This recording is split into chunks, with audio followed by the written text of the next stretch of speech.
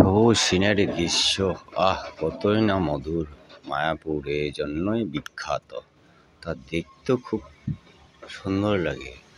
কেউ যদি আসতে চান ঘুরে ঘুরে দেখতে মায়াপুর ধাম, তো মনে হয় ভাববেন যে ভগবানের ধামে এসে গেছি।